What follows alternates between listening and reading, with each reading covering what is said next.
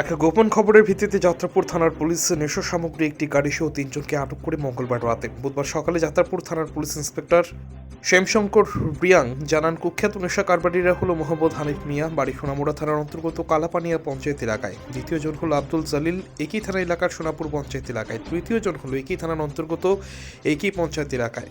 Police মঙ্গলবার রাত 10টা নাগাদ গোপন খবর পেয়ে সোনামুড়া বিলুনিয়া সড়কের পাশে ওত পেতে বসে থাকে। ঠিক 10টার দিকে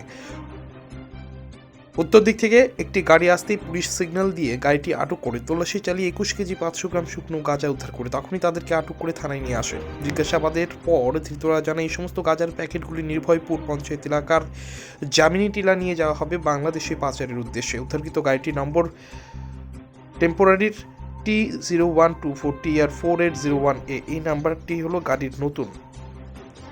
একই রাতে প্রায় 2:30টার দিকে একজন বাংলাদেশিকে আটক করে থানায় নিয়ে আসে। তার নাম রশিদ মিয়া, বাড়ি কালকোট গ্রামের 3 নং ওয়ার্ডে নীলফামারী, বাংলাদেশ। পুলিশ অফিসার জানান, ওই ব্যক্তি নাকি যাত্রাপুর থানার অন্তর্গত লুদ্দামোড়া গ্রামে বেশ কয়েক বছর ধরে বসবাস করছেন একটি ঘর তৈরি করে, কিন্তু কোনো কাগজপত্র নেই তার।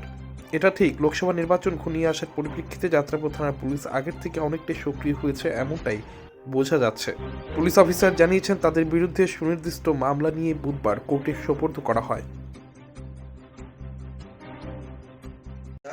আইসি যাত্রাপুর পিএস গতকাল রাত্রের দিকে আমরা গোপন সংবাদের ভিত্তিতে আমরা একটা জায়গাতে এমবুসে বসি, এই নির্ভয়পুর জামাইতিলার দিকে রাস্তাতে এমবুসে বসি।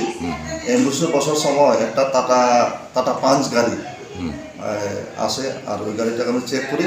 চেক করার সময় আমরা গাঁজা প্রায় 21 কেজির মতো, 21 কেজি 500 গ্রামের মতো গাঁজা আমরা পাই। ওই গাঁজাগুলাকে আমরা সিজ করি। আর এটার সঙ্গে ছিল ড্রাইভার একজন, আর সঙ্গে 2 জন। ওদের নাম হলো মোহাম্মদ হানিফ মিয়া ড্রাইভার, আর 2 জন ছিল আব্দুল জলিল সোনামুড়া, আর একটা হলো নূর নবী সোনামুড়া। ওদের বিরুদ্ধে আমরা NDPS এর কেস রেজিস্টার করি। এখন তদন্ত চলছে। আপনি কি খুঁজছেন বিশুদ্ধ পানীয় জল? তাহলে আজই বেছে নিতে হবে অত্যাধুনিক প্রযুক্তি ও পরীক্ষা নিরীক্ষার মাধ্যমে প্রস্তুতকারী পানীয় জল একমি। বিশুদ্ধ জলে সুস্থ জীবনের মূল চাকাঠি।